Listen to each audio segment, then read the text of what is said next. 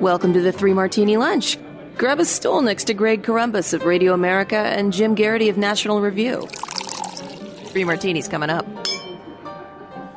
Boy, are we ready to roll today. Welcome to the Three Martini Lunch, our last regular Three Martini Lunch edition for 2020. But fear not, our next 6 episodes will take us through the end of the year, and they are our annual Three Martini Lunch Award series. 6 different shows, 3 awards for each episode, and we've got some praising to do, and we've got a whole lot of venting to do. So the fact that tomorrow is officially Festivus means the airing of the grievances begins with some of these categories on the Three Martini Lunch. Today we've got bad/good in our first martini. Then we've got what we think is good, and then also crazy good and fun for our last one. We're brought to you today by the Jordan Harbinger Show. Jim, our first one, which is bad/good, is the fact that the COVID stimulus is done. It passed by lopsided margins in the House and Senate yesterday. It's about half the amount that Republicans wanted Nancy Pelosi to sign on to before the election, but she's basically admitted now she was never going to do anything that could possibly give President Trump any momentum heading into the election, so that's why she didn't do it. So now this one's about half the size, but it doesn't mean it's not full of a bunch of crap. There's a bunch of bloated spending here. We've got gender studies in Pakistan to the tune of $10 million. We got $70 million for Sudan, $1.3 billion for Egypt. We got a lot of climate change stuff in here. But ultimately, it ends up being approved by lopsided margins, because what member of Congress wants to go home and tell the guy that runs the local restaurant or the local dry cleaners, well, I was going to help you out, but then they put all this garbage in there, so I had to vote no. And so you end up voting for it because you know the people back home need the stuff in the bill that actually belongs in the bill, like the extra PPP funding, like some of the extra money for families that are struggling. But, Jim, I think Chip Roy of Texas sums it up pretty well in the problems with the bloated spending as well as the process here. He says the American people got a very clear glimpse at the total dysfunction and incompetency of the U.S. Congress as it passed a massive lobby-driven 5,600-page spending bill negotiated in back rooms to spend over $2.3 trillion with mere hours to review it. There's other spending, appropriation spending, besides the COVID relief. Allegedly passed as COVID relief, we actually voted on both COVID measures and a massive omnibus spending package, a package that should have been divided into well over 20 bills. I voted no on both spending measures because I will neither endorse a corrupt legislative process nor agree to pass legislation that actively harms our nation, as this bill will assuredly do. It will rack up debt, fund the very local governments locking down schools and businesses, extend federal subsidies to pay people more not to work than to work, fall short on desperately needed small business relief, and continue funding policies such as endless wars, open borders, an anti-American education system, and so on and so forth. So, Jim, the process is clearly broken. We don't have regular order anymore. Every December and other times, we get these bloated spending bills negotiated by the White House and the congressional leaders, and everybody else on Capitol Hill has to take it or leave it, and the taxpayer gets soaked. Certain essential things did get covered, so it's not a total loss, but there's got to be a better way to do this. It's called regular order, and neither party's interested in doing it anymore. Yeah. So the first thing we should note is that this is, not just one bill, but a whole bunch of bills that get mushed together, right? Under the traditional regular order that was supposed to be coming back under Republicans and the Democrats very quickly abandoned once they came in charge of the House. You're supposed to have the appropriations committees that look at the federal budget, decide how much everybody's supposed to get, goes to the subcommittees, goes to the full committee, goes to the full House. Spending bills have to start in the House. Then goes over to the Senate. The Senate does its version. You go to a conference committee, and that's how each one is supposed to be done. And ideally, each appropriations bill will be done separately. Instead, of course, what they do is they mush all these things into a giant omnibus bill. So even if you have one part of one bill you think is terrible, you dare not vote against it. Or if you do vote against it, you're effectively voting for all the good stuff that also is in there. The people are going to run attack ads against you if you vote against. So when you see something like settling federal policy for the reincarnation of the Dalai Lama, that is actually part of a effort to stand up to China on the way it has basically attempting to take control of Buddhism and Tibet. I actually think it's perfectly fine and justifiable. Whether it belongs in the giant end-of-the-year spending bill, that's another conversation. And all other things being equal, I'd rather it wasn't in the giant end-of-the-year spending bill. But so if you hear about a whole bunch of stuff, it's not that Congress decided to put a bunch of foreign aid in the COVID bill. It's that they took the COVID bill and attached it to all the giant appropriation spending bills that they already had there. It's bad. There's no two way about it. This is not the way the system is supposed to operate. Nobody can evaluate any of the individual programs or spending priorities by themselves. They're all mushed together. If you're looking for any good news, you can point out that Nancy Pelosi and the Democrats back in May wanted about $3.4 trillion in their heroes bill. Republicans came back with the HEALS bill, because every bill has to have some sort of lovely acronym, back in July for $950 billion. This final agreement is much closer to the Republican version. Republicans got something much closer to what they wanted. The Democrats got to what they had originally wanted back in spring. Is that a huge win? Nah, it's deeply frustrating. The spending process is completely broken. And it's interesting, Greg, you and I were talking earlier this year. The other members of Congress get irritated by this because so much of what Congress does gets lumped into this giant. You ever have like Play-Doh? You have young girls, so the Play-Doh gets mushed together and it's not one color anymore. Yes, and you can't separate it all, and the reds and the pinks and the purples and the oranges are all mushed together and all turns into this hideous glob. That's what this spending bill is, and you can't pull out the parts that you don't like and vote on that one separately. It's a bad system. That said, this was necessary. The editors of National Review have an editorial entitled A Necessary Relief Bill. Yes, they need to get this relief through. And also there's some good news about the way Pat Toomey has held out for a very long time, making sure the Fed's emergency lending programs remain limited to emergencies. And that may be the single most consequential part of that, because otherwise getting the Fed permanently involved in all kinds of forms of the economy would probably be the sort of thing we should debate as a full-fledged measure, not something that could kind of an emergency measure that just takes on a life of its own and never gets repealed. So there's some good stuff in this bill. It's just a terrible process. And, we make this complaint, it seems like every year, and just a whole bunch of members of Congress complain about it. And yet somehow nobody can ever seem to stop it, Greg. I hope my wife's blood pressure is dropping right now, because I'm pretty sure Play-Doh is her least favorite child toy for the very reason you just explained. Not only do they all mash together, but it's not fun to get it out of the carpet, and it just seems to end up everywhere. So whenever there's Play-Doh given by people, she'll often say, "Oh, great, they can play with this at your house when they come over." You know what this is, Greg? This legislation is mixed up, multicolored Play-Doh in somebody's hair. Hair as well. Yep, it ends up in the hair a lot, too. Well, what we need on Capitol Hill are a lot more critical thinkers. And so maybe some of these people, in addition to listening to the wisdom you get every day here at the 3 Martini Lunch, they could check out the Jordan Harbinger Show. It's a podcast a lot of people are listening to, and it was named one of Apple's best in 2018. It's aimed at making listeners better critical thinkers, so you can get a sense of how the world actually works and come to your own conclusions about what's happening, whether it's in Congress or anywhere else. There's an episode for everyone, no matter what you're into. The show covers stories like how a professional art forger somehow made millions of dollars while being chased by the feds and the mafia, and you thought your Monday was rough. Jordan's also done an episode all about birth control and how it can alter the partners we pick and how going on or off the pill can change elements of our personalities. Episodes have all kinds of intriguing topics. Things like the fight to defend the free world with H.R. McMaster, or the principles of investing with Ray Dalio. The podcast covers a lot, but one constant you'll find is Jordan's ability to pull useful pieces of advice from his guests. In fact, you'll often see, if you go to his webpage, how guests say, "Nobody's ever asked me this stuff before."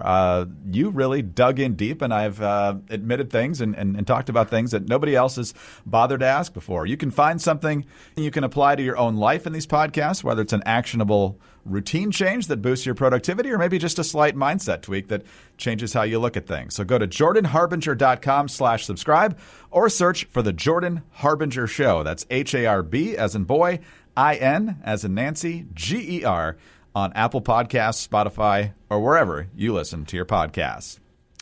Jim, the Omnibus spending bill, along with some of the COVID relief, was a gargantuan Play-Doh mess, as you explained. But it doesn't mean that everything was bad. Business owners got some help. Struggling families got some help. And it was really, really nice of lawmakers to think of us, too. This doesn't happen a lot on Capitol Hill, especially given how much we criticize the process. But the 3 Martini Lunch tax deduction has been doubled. Yes. It's not being portrayed well, of course, because, we're not seen as something favorable in the eyes of the mainstream media. But here's what MarketWatch says about it. The 3 Martini lunch tax deduction, which President Trump has pushed for since the spring as a means to boost a restaurant industry that has been hit especially hard by the pandemic, businesses until now have only been able to take 50% of their meal expenses off of their federal taxes since the 1980s. But a proposal backed by the White House and Senator Tim Scott, a South Carolina Republican, would let them write off 100%. Treasury Secretary Steve Mnuchin has included this tax break as a White House priority in the stimulus bill negotiations. And they had folks like Ron Wyden very upset about it. It says Republicans are nickel and diming benefits for jobless workers while at the same time pushing for tax breaks for 3 Martini power lunches. It's unconscionable. I don't see us as a power lunch, Jim. We're just the 3 Martini lunch. Other people are saying, fat cats are getting a big break here. I don't think we would refer to us as fat cats either, Jim. But you're not. And so as far as I know, it made it in, Jim. So I really do appreciate the shout out from members of Congress. And hopefully everyone can get a nice deduction from listening to the podcast. Yeah, it's interesting. Apparently, this applies to things besides our podcast. Really? I believe people should get a tax deduction for listening to this podcast. I imagine you really can't. Although if you can figure out some way to make listening to this podcast necessary for your business, maybe you can try to carry it as a business expense. We'll see. But anyway, semi-seriously about this, Greg, I'm always reminded back when I started at Congressional Quarterly back in the Mesozoic era of the late 90s. At least a couple of times I write about Patrick Kennedy, the son of Ted Kennedy, who was then a congressman from Rhode Island. And every year he would introduce legislation attempting to reduce the taxes and to give a tax break for purchasing a yacht. Of course, everyone will kind of chuckle and say, what's going on with Kennedy, trying to, give a tax breaks for yacht owners? Well, it turns out Kennedy's district in Rhode Island had a lot of boat makers, and they are the people who make yachts. And I think it's worth remembering the story of not just the yacht tax, but the luxury tax. Because back in 1990, they decided, all right, it's time for us to budget Omnibus Budget Reconciliation Act. Whenever you hear the word omnibus in Washington, you should be very nervous. Yes. Bush broke his read my lips vow, and that was the one that enacted the new tax on luxury items, luxury automobiles, aircraft, jewelry, furs, and of course, yachts costing more than $100,000. A couple years later, they do research. What happened when we enacted the luxury tax? Well, the revenue was a lot less than they projected, like about half, surprise, surprise, because lo and behold, people changed their behavior. They bought fewer of those more highly taxed products. Demand went down when the prices went up. And lo and behold, one of the big things was people stopped buying yachts made in the United States because the taxes were higher. And lo and behold, so the Joint Economic Committee does a study of this, and they find the tax destroys 330 jobs in jewelry manufacturing, 1,470 jobs in aircraft industry, and 7,600 jobs in the boating industry. Greg, do you think those people who are working in the boating industry who lost their jobs were rich? No. I mean, maybe a handful were. Maybe you lose an executive here and there. But by and large, the guys who build the boats are not enjoying 3 Martini lunches and are not enjoying, living Robin Leach's, champagne dreams and caviar fantasies or whatever the heck it was. These were guys who just made an honest living building boats. And it's the same thing on the effect. When people, Greg, some of the same people who are complaining about this 3 Martini lunch tax deduction are also saying, we need to do something for everyone who's being laid off by restaurants and bars. What do you think this does? This encourages people to spend more money at bars and restaurants.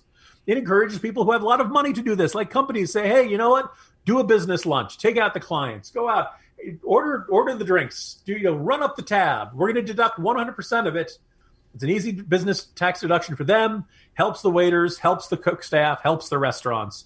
It's good news for everybody. If you want to argue there are other tax provisions of the tax code that are more important, okay, we can have that conversation. I would much rather see the bar and restaurant industry thriving than to have another round of government check giveaways and stuff like that. I want to minimize government dependency, and I want to maximize the amount of economic activity going out there. And, oh, by the way, governments do benefit because they end up having sales taxes on all the food and drink and everything they're buying there. So, and of course, the income for all the wait staff and all that stuff. So, Greg, I just described an example from 1990.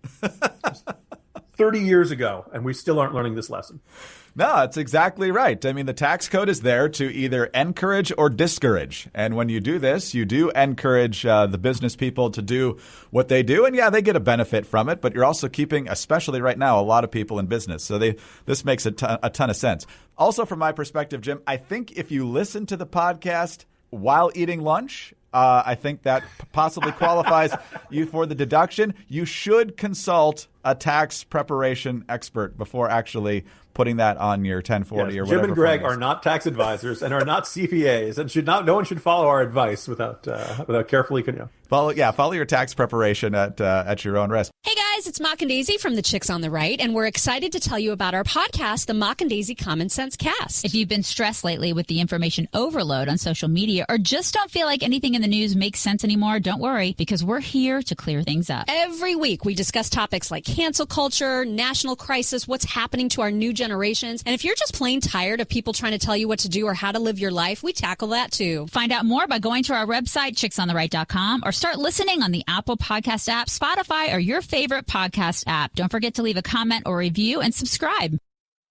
All right, let's move on to our Crazy Martini now, Jim. And since it's our last non-special edition of 2020 and we're only 2 days away from Christmas Eve, I think it's only appropriate that we spend a little bit of time talking about Die Hard. Die Hard, of course, is the greatest action film of all time.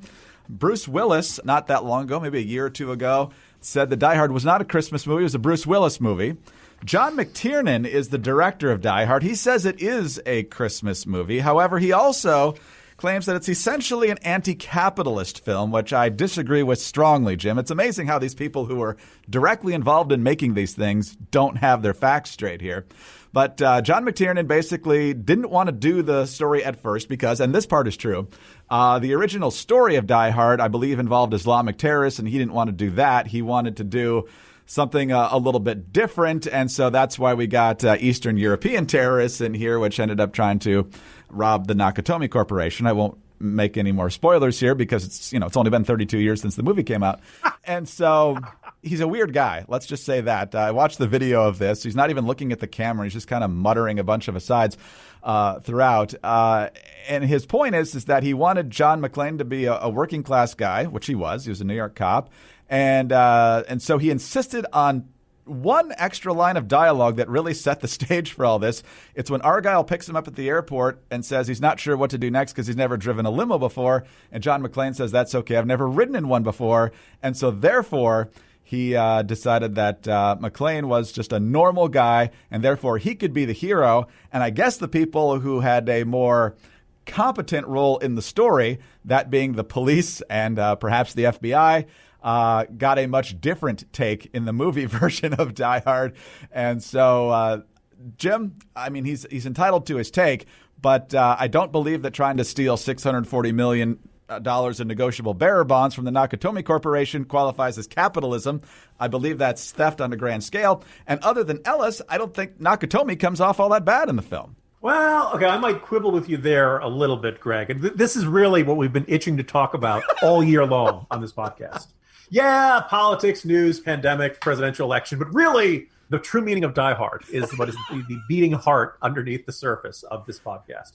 So, first of all, Greg, I concur with your assessment. If you watch Netflix's the movies that made us, little 1 hour documentary about the making of Die Hard, John McTiernan is featured in it a great deal. I think he has to rank as one of the all-time great directors, not just of action movies, but maybe of any movies of the modern era. He also, as far as I can tell, can't smile. And has never enjoyed a single moment of his entire life, ever.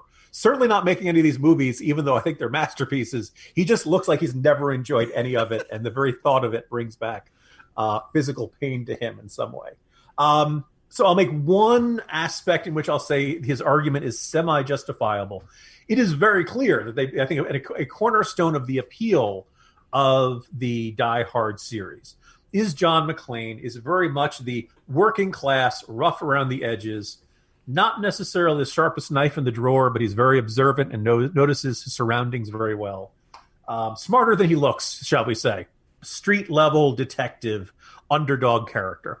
And if they say, oh, he's never been in a limo before, fine, okay. We're really emphasizing here is that John McClane is an underdog. He's heading into a city he doesn't know, a circumstance he doesn't know. He doesn't know how his wife's going to respond to him when he greets her. Clearly, the McClane marriage is on the rocks. Everything is working against him, and he's walking around an airport with that giant teddy bear, right? Yep. And he knows he looks ridiculous. He feels ridiculous. And he's no idea, so it's emphasizing that. So in that sense, yes. And I think if Hans Gruber had been played if they played him the way they had the villain in, say, True Lies, then I think it would probably not be remembered as great and classic a movie. Alan Rickman adds a lot to that part. And yes, technically Hans Gruber he's an East German, right? Because of his brother's role, right? Infiltration unit. I believe so. I mean, it's from the radical Volksfrei movement. We know that. That's right. Yeah. Okay. So he's trained by the Germans, but let's face it. It's Alan Rickman. He's the most British man alive. Right? Everything about this guy. And of course, we've seen lots of movies with terrorism, but what makes Hans Gruber stand out is that he has the benefits of a classical education. He is refined. He is dignified. He is sophisticated. And he comes across as brilliant, right? So you're dealing with, you have this great contrast between your hero and your villain. And the fact that he's not he periodically gives his comments about the Provo Front and is it Emerald Dawn? Asian what? Dawn. Asian Dawn. Thank you. He read about them in Time magazine. All of these groups, he comes across as a left-wing terrorist, but we can all tell from fairly early on, this is not really about terrorism. That this is really about theft. And in the end, the motive is greed. There were a bunch of people when they started making the later Die Hard films. There were only 4, right, Greg? I believe there's only 3. I'm iffy on 4 and 5 never happened, clearly. Yeah, there's a kind of like they made that battery commercial earlier. I choose to believe that what's claimed to be the 4th Die Hard movie is actually just a really advanced I'm a Mac, I'm a PC ad for Apple.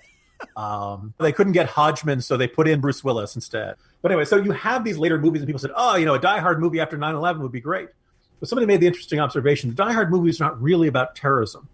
They are about thieves disguised as terrorism. And in each one of them, the core of the plot is that it looks like it's a terrorist attack, but in fact, there is another agenda at work. And somebody is trying to do something even more nefarious, even more sneaky, under the guise of what we've come to expect as terrorism.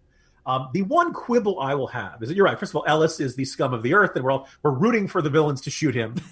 Spoiler alert. And so we really I've always had this vibe though that there was something somewhat shady about the Nakatomi Corporation. It may be that in the late 1980s, when this movie was made, we were told in American culture that the Japanese were taking over.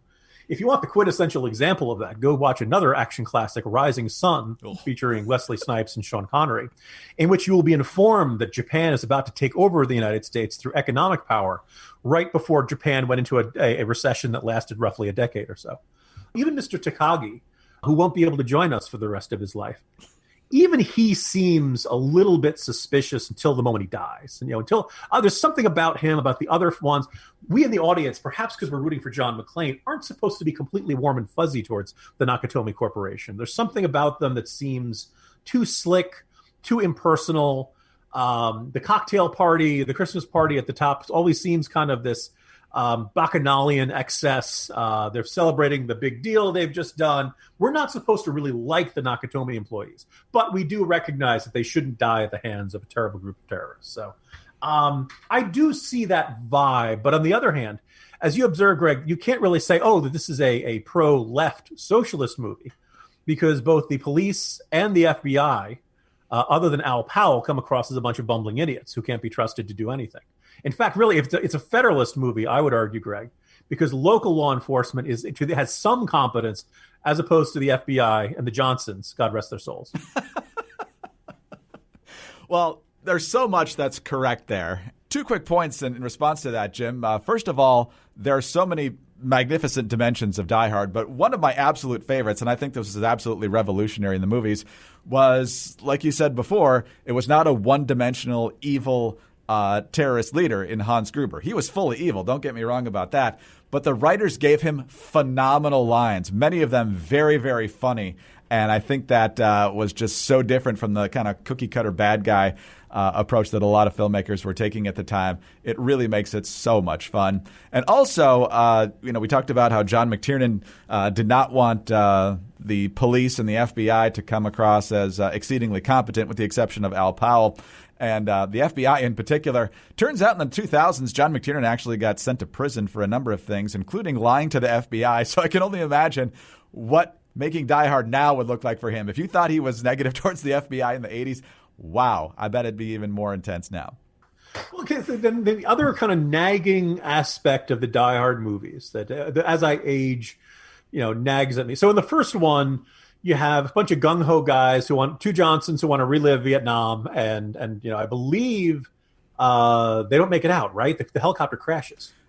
Yes, we're giving it all away, but so, yes, we need a couple extra FBI guys, I guess. Okay, so in Die Hard 2, the corruption doesn't just involve, it's not just that the FBI is incompetent. It's that the top team military special forces who are called in are also, in fact, in on the plan, on the plot, right? Yep. So, so even the U.S. military is corrupt and conspiring with a Castro lookalike Noriega figure, who apparently this was all hatched during Grenada in 1983, that military operation that lasted, 20 minutes? We sent an entire platoon to Grenada despite the fears we would sink the island with their weight. I shouldn't laugh at Grenada. If you served at Grenada, God bless you people. But nonetheless, that aspect of the movie never quite made sense with me. The idea that they'd have all of their fake rounds and their guns and the fake raid on the old church and all that kind of stuff. To say nothing of the fact of William Sadler's character being a ex-mercenary, and the idea that entire groups of the military have now become mercenaries and working for these drug cartel leaders and stuff. The NYPD is somewhat competent in Die Hard with a Vengeance. Nonetheless, it all comes down to a Harlem electrician knowing the right answers to trivia questions to save the day. And also the FBI and the unnamed figure who's clearly from the CIA in the back of the van in that one. Yes. They know stuff, but they can't really do anything that's all that helpful. I guess by Die Hard with a Vengeance, the FBI is trying to help, in part because the agent in charge has a kid in school and wants to save him. By number 4, they're all utterly incompetent, but the FBI official still is named Johnson, for those who noticed it. And the 5th one didn't happen, so there you go. Wow. Well, a few spoilers given out there, but since the first 2 Die Hards are set at Christmas time, hopefully you'll have a chance to enjoy one or both. John McTiernan did not direct the second one. He did, however, direct Die Hard with a Vengeance, which I would argue is the second best in the series. So, Jim, what a way to end the year of our regular shows. Just a reminder that starting tomorrow, we'll have the first of our 3 Martini Lunch Awards. We'll be looking at the most overrated, underrated, and honest political figures of 2020. As the whole list goes on, we'll be taking a look at who we're sorry to see go, rising stars, political figures fading into oblivion, best and worst political theater, best and worst political ideas. We're going to have an absolute shredding of the media, and then we'll wrap it all up on New Year's Eve with our person of the year, our turncoat of the year, and our predictions for 2021. So, Jim, as we wrap up the regular editions for this year, we'll leave it to the specials to break down what actually happened this year. But we made it, and we really hope you enjoy these specials over the next several days. And one last note, listeners, the parts 2 through 27 of Jim and Greg overanalyze every aspect of the Die Hard film series will be uploaded at some point in the future. Keep your eyes open for it. I believe it adds up to a total of anywhere between 38 to 39 hours of material. Just wait and see. And that's just the first one. Kidding. At least for now. That's actually not a bad idea. Jim, have a great day. We'll talk to you soon. See you soon, Greg. Jim Garrity, National Review. I'm Greg Corombos, Radio America. Thanks for being with us today. Don't forget about the Jordan Harbinger Show. Thank you for listening to the 3 Martini Lunch podcast. Please subscribe if you don't already. Also, we're very grateful for your kind reviews and your 5-star ratings. You can get us on those home devices. All you have to say is play 3 Martini Lunch podcast. Have a great day, and please join us Wednesday for the start of our year-end series on the 3 Martini Lunch.